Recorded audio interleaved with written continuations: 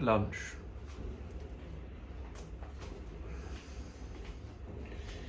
It's very basic. Is it lunch or is it... I don't know. Or should I have a green juice?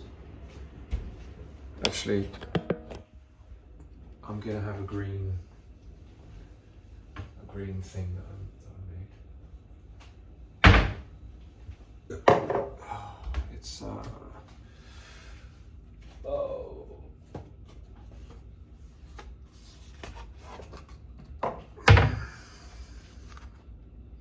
clean greens, organic superfood blend. It does nothing but make your shit expensive, as E.G. Krishnamurti said. Let's see if it does anything. I don't know. Check it out. I have to say, I can't really say it made me feel any better. But this is marketing. This is my problem. It just gets powder everywhere.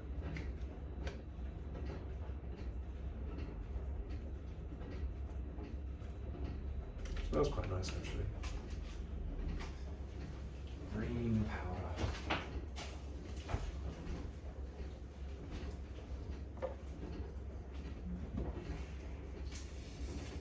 Doobie-doo.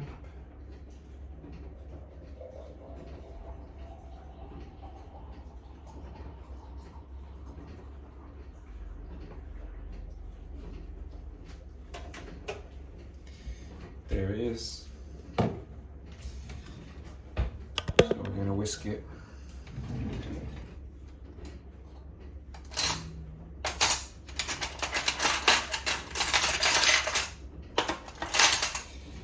I'm not buying this again, but seeing as I've got it, may as well use it rather than waste it. Be easier just to make a salad. Not easier, but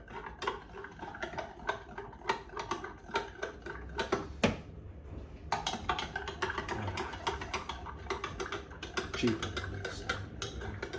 Healthy.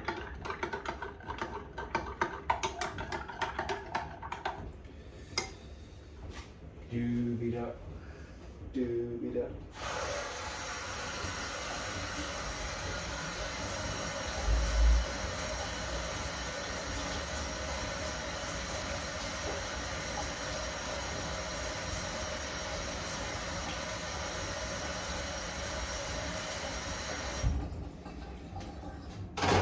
Oh, right.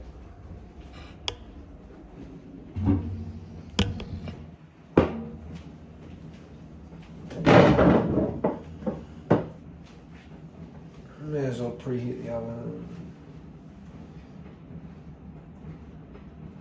So, what am I having for lunch then? I had pizza yesterday.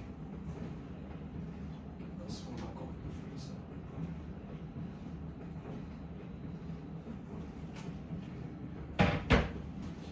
Oh, I'll decide after. I'll decide after. Oh.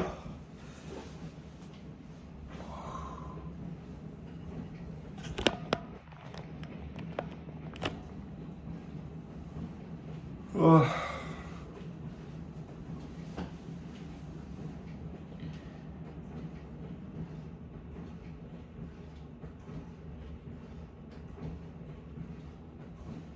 The psyche is an interesting thing.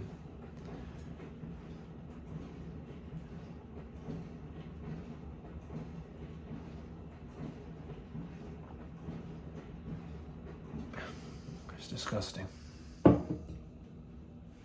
Oh, that was foul.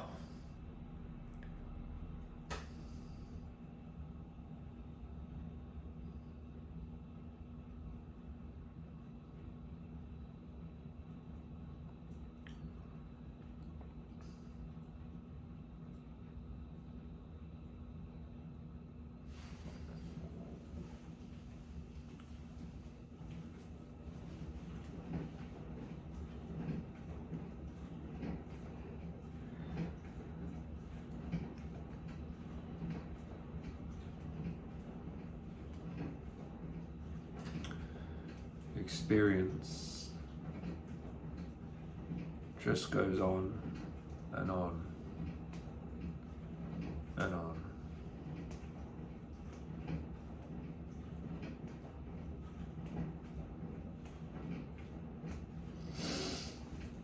Oh, I don't like these side effects of fluoxetine. I feel like I get this weird like numbness.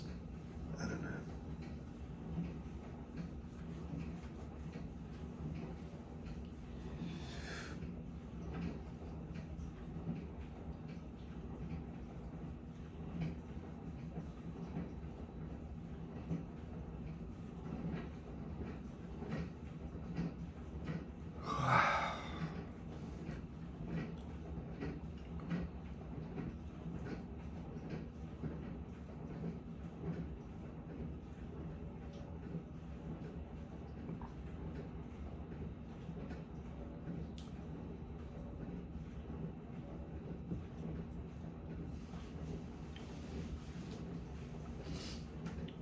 I think the eye is clearing up.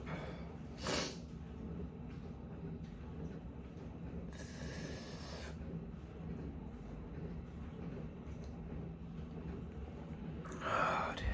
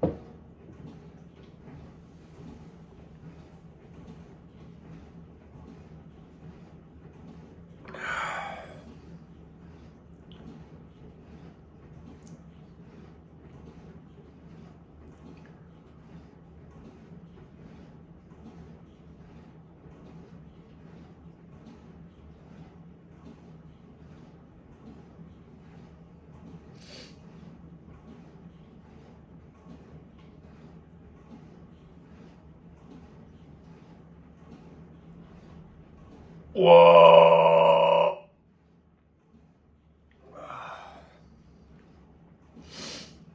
Shout out to Starship, Texas.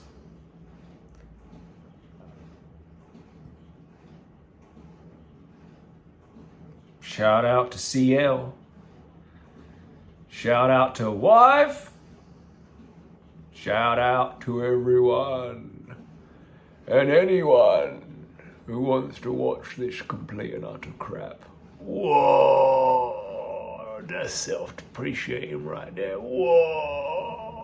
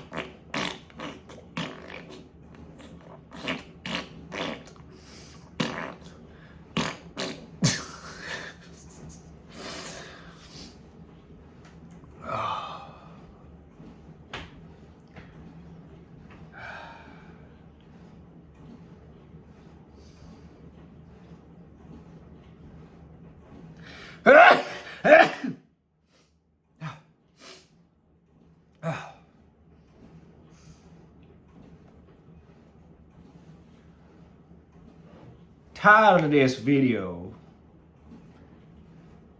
Clean Greens.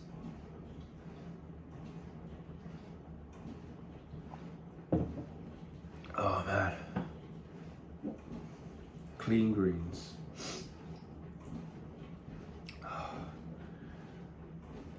You make your shit. The sun cream that's also a laxative. Duckman, man, that cartoon is crazy. Duckman, never heard of it. 1994. That's crazy. That's wild. That's wild. As Terry Crews says, that's wild. That's wild. What was wild was? What was wild was? This is my problem. What? Hello, Janice. Hello. Fuck you, Arnold. Oh, I shouldn't say that.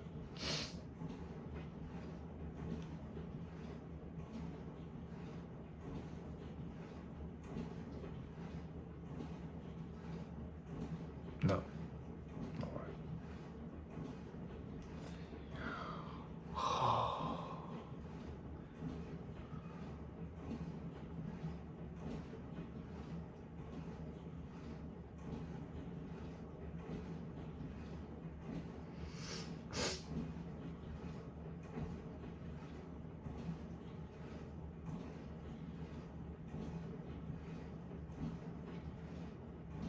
Woke up in a panic last night a bit.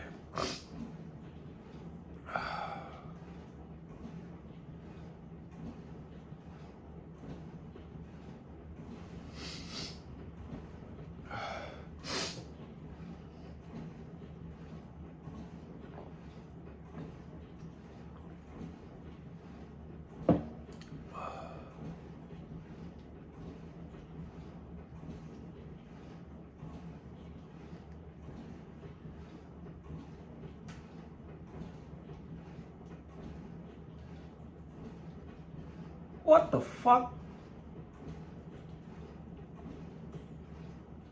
I spilled something there. Oh well.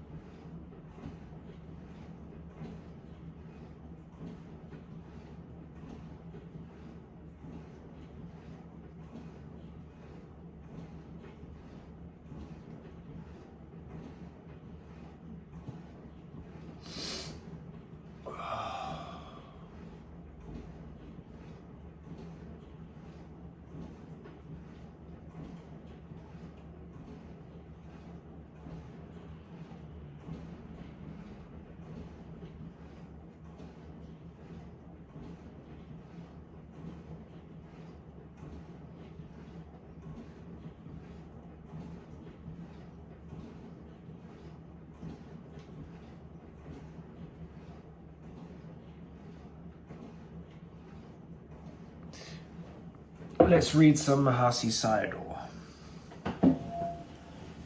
So let's get the book.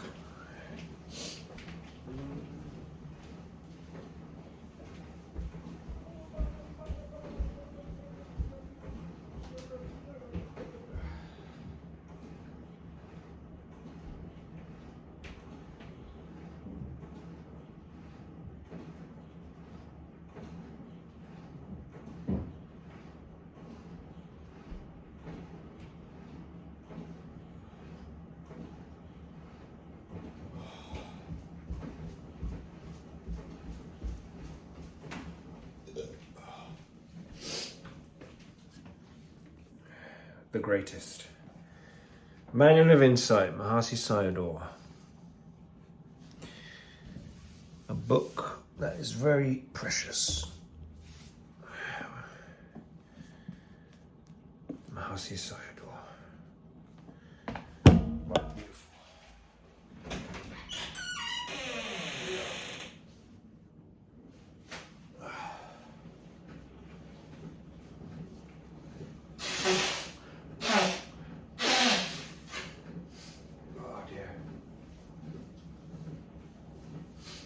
So, let's read some of this.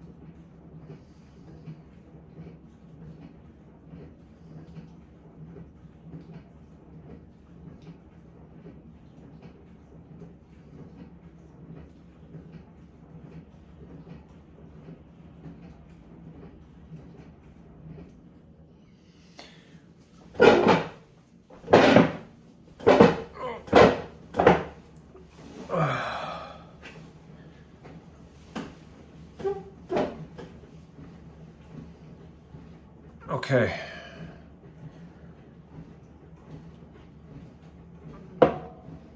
Time to live properly.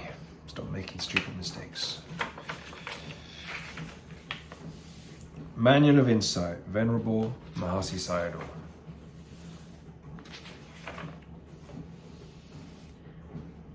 Without equal is the omniscient Buddha of 9 attributes. Without equal is the Dharma of 6 attributes. Without equal is the Sangha of 9 attributes. When we reflect in this way, the mind becomes particularly clear and delighted. At that moment we observe the mental states of reflection, clarity, and delight, as well as physical phenomena that depend on these mental states as they arise. May virtuous people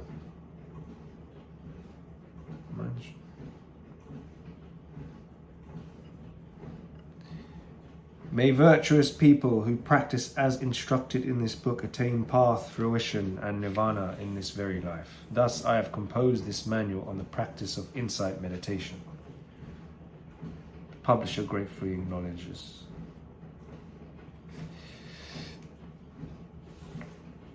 Should we read the foreword?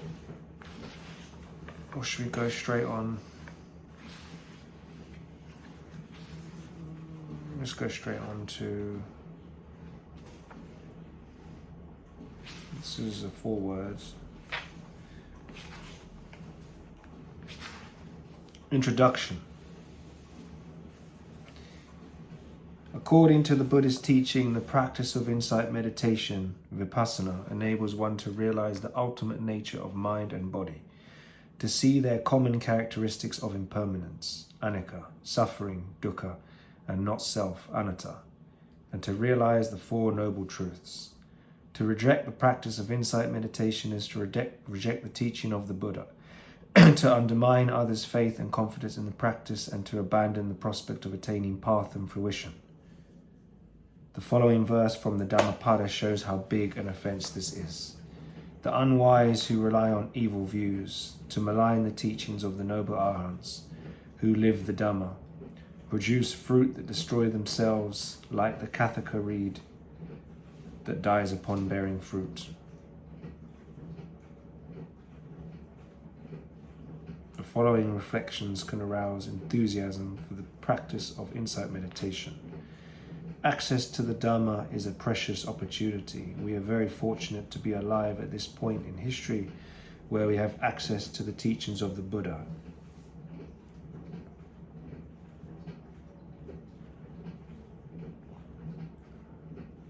It is a tremendous opportunity for all of us.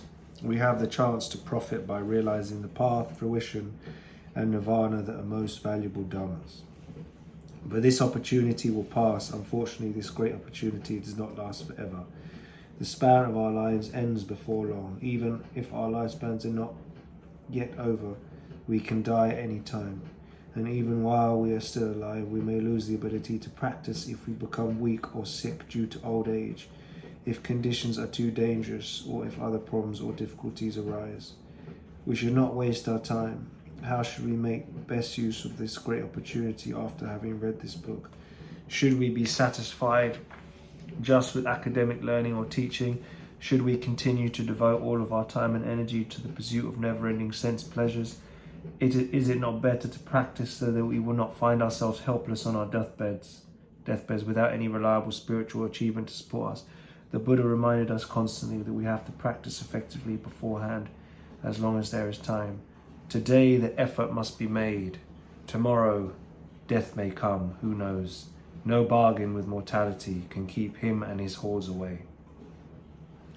Regret is useless if we do not practice. Although we have the opportunity, we will feel regret when we are sick, old and weak, lying on our deathbed or being reborn in the lower realms. Before it is too late, keep in mind the Buddha's admonition. Meditate, bhikkhus, do not delay, or else you will regret it later. This is our instruction to you. Do you have personal experience? Are you able to appreciate the attributes of the Dhamma from personal experience? Do you know its attributes for yourself? Do you know that it has been well explained by the Buddha, that it can be empirically experienced, that It gives immediate results that it invites one to come and see, to realize the truth for oneself. How to read this book. Keep in mind the following considerations as you read this book. Don't read carelessly. It is very important to read the whole book thoroughly and carefully from the beginning to the end in order to appreciate the author's meaning and examples taken from the Pali text, their commentaries and sub-commentaries. Don't feel disheartened if you come across Pali references that you don't understand. They are mentioned here primarily for serious scholars of Pali. If you wish to understand, you may ask such scholars and obtain the meaning. Some of the Pali found in the book is not translated. Again, it is included primarily for the benefit of serious scholars of Pali. English translations of Pali references from the Discourse on the Foundations of Mindfulness are widely available. In some places in the book, everyday language is used rather than formal language.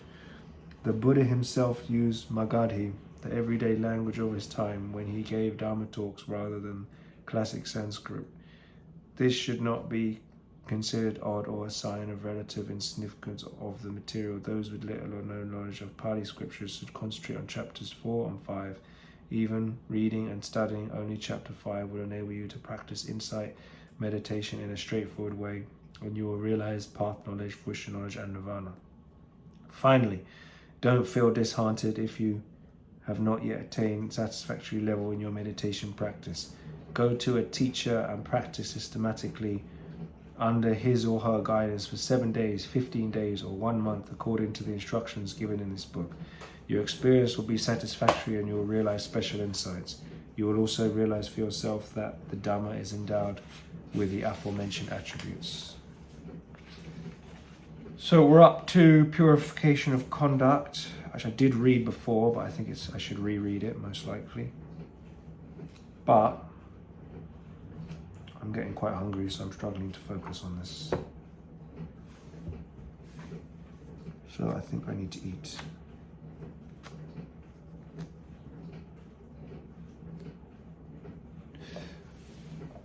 But I'm thinking about things a bit more now. Like,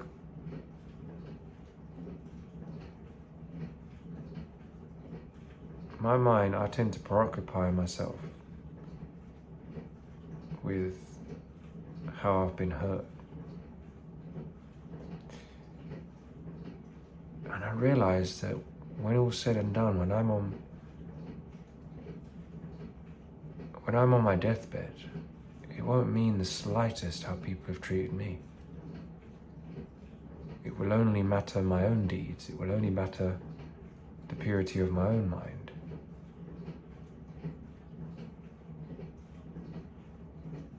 And how I've treated others.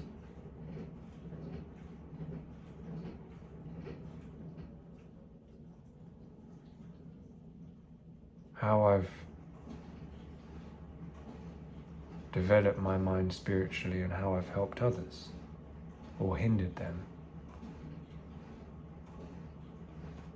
It's only the state of the mind.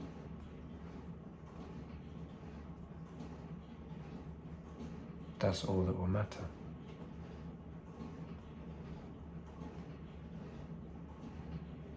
Because nothing else we carry through.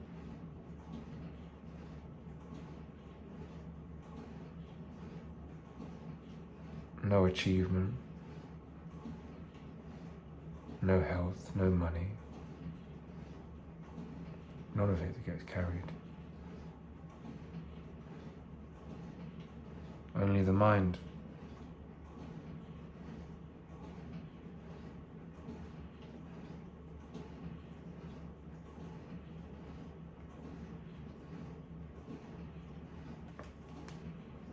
And someone with a pure mind can die without fear. They can die without fear. They can die peacefully.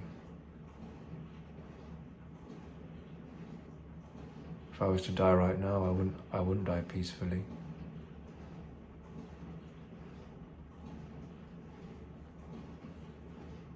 Because I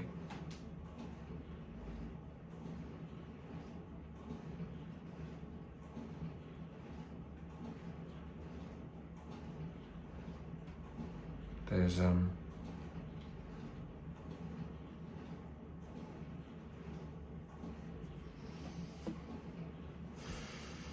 haven't lived my life according to my own standards.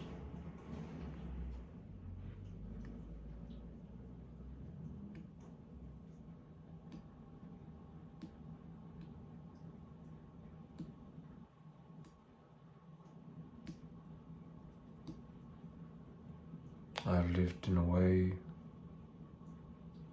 always grasping for more.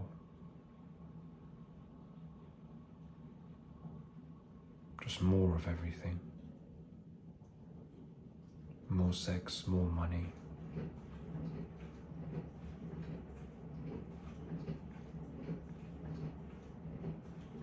Just more.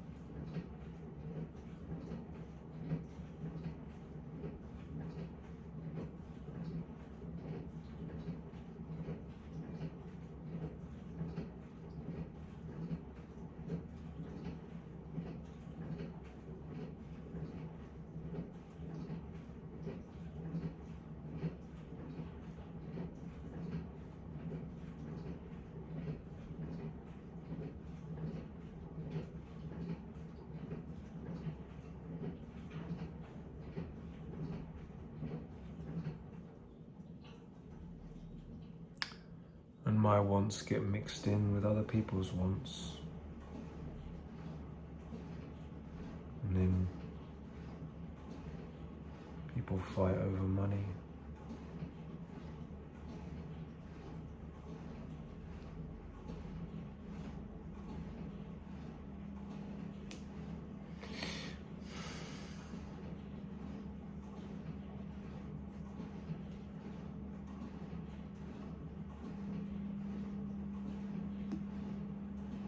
Hurt people just hurt people.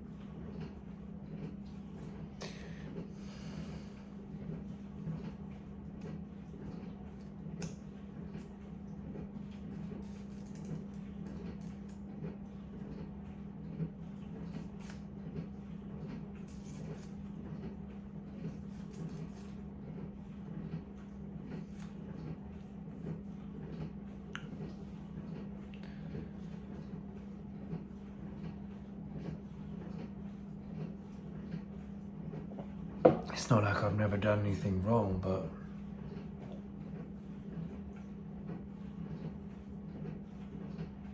I just wish people weren't so punitive.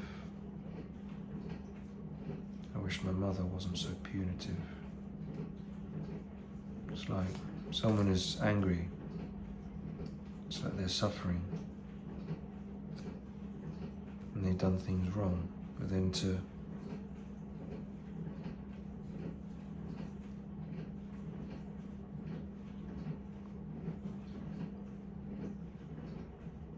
say that you want them to work, but then sabotage their job opportunity.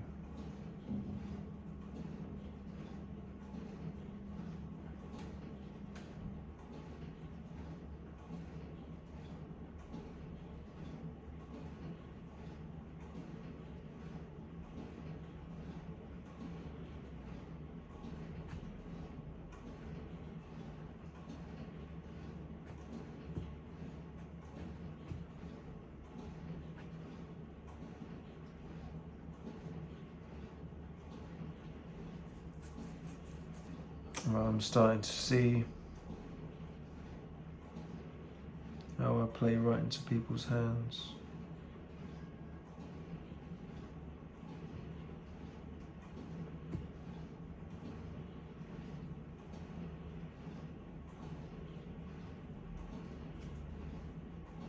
What hurts me the most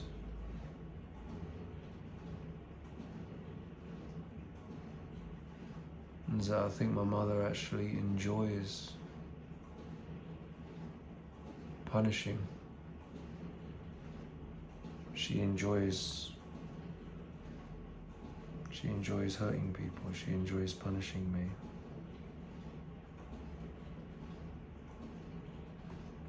Because I'd already let it go. I'd already stopped sending emails, but she still did it.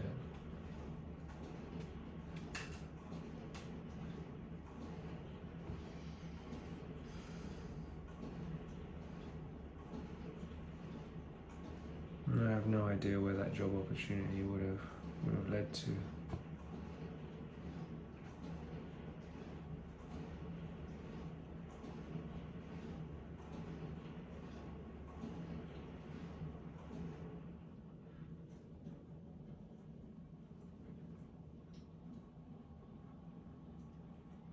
It's not just that I lost the job opportunity. It's that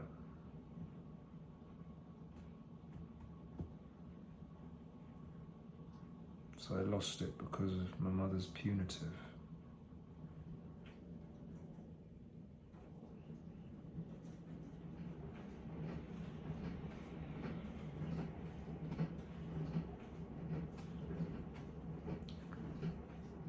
And I just feel like giving up.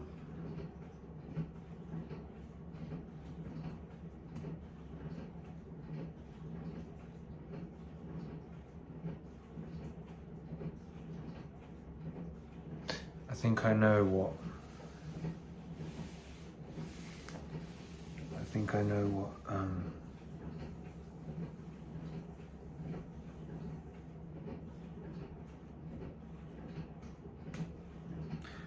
what Philip meant when he said the pain points the way.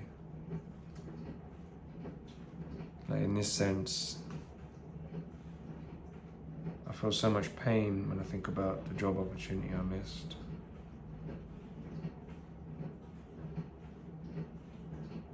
With brighter futures.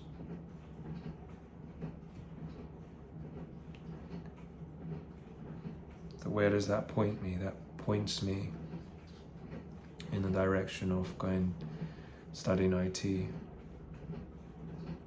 which is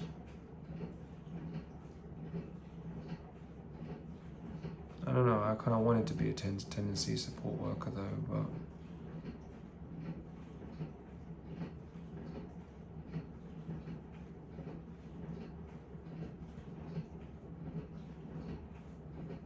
well,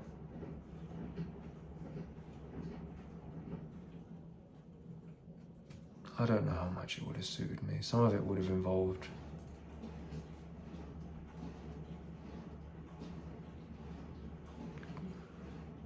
dealing with drug addicts, dealing with people who I may not have the capacity to deal with because of my own issues. Then again, I could at least relate. I could relate to them.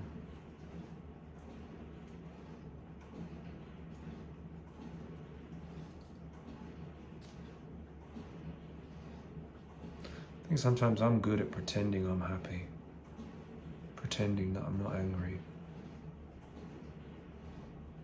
But in actual fact, I'm burning with rage.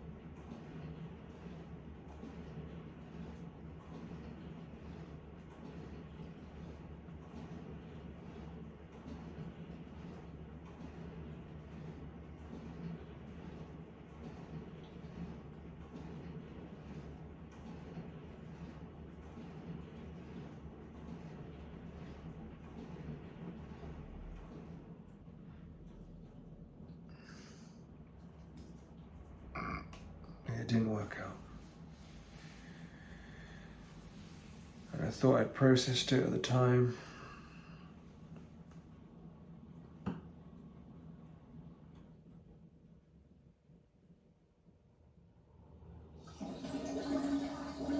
mean, I always wanted to do IT anyway. The opportunity as a tenancy support worker came up as a fluke, I guess. But I think I'd be better at IT. Because I don't really want to spend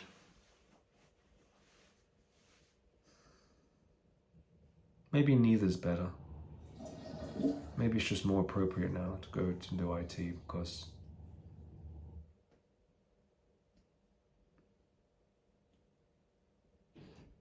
it wasn't that I really wanted to do to be a tenancy support worker. It was that the opportunity came up and I did well at the interview.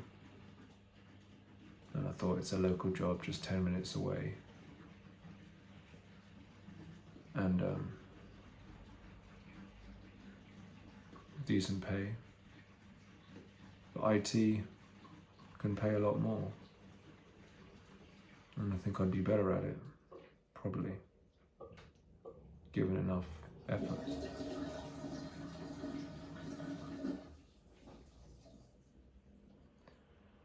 So it's time to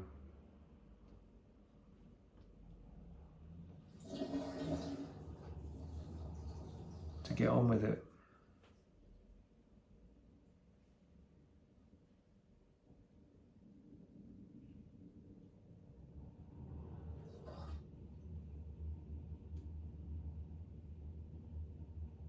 For me.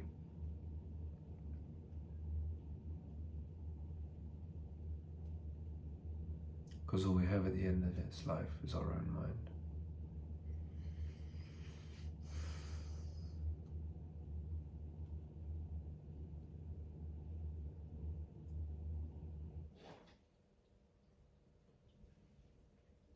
Because if I don't, I'm likely to remain bitter about what I haven't achieved.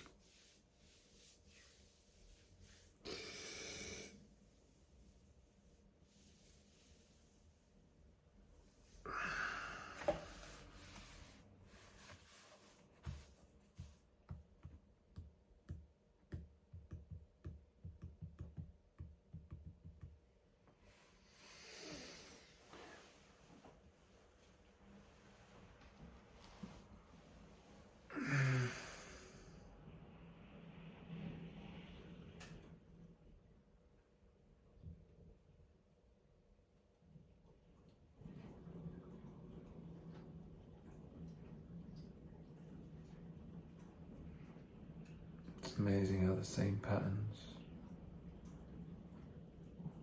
rage, aggression, punitive measures, hurt, rage, aggression, punitive measures, more hurt, more rage, more aggression, more punitive measures, more hurt, more rage, more aggression, more punitive measures.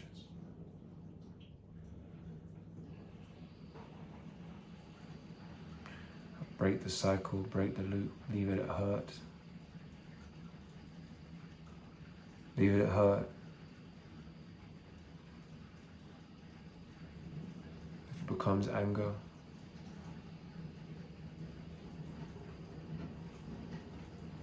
let it come up.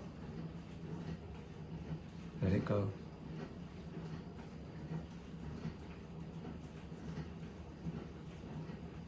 Don't let it turn. Don't let it fester to the point that it becomes aggression. It's a loop. There's the hurt, then the anger, and then there's the feelings in the body.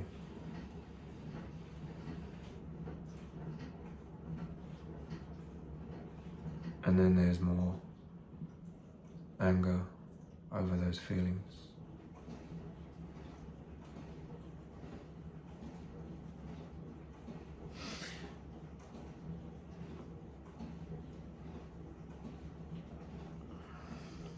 The purification of conduct for monks.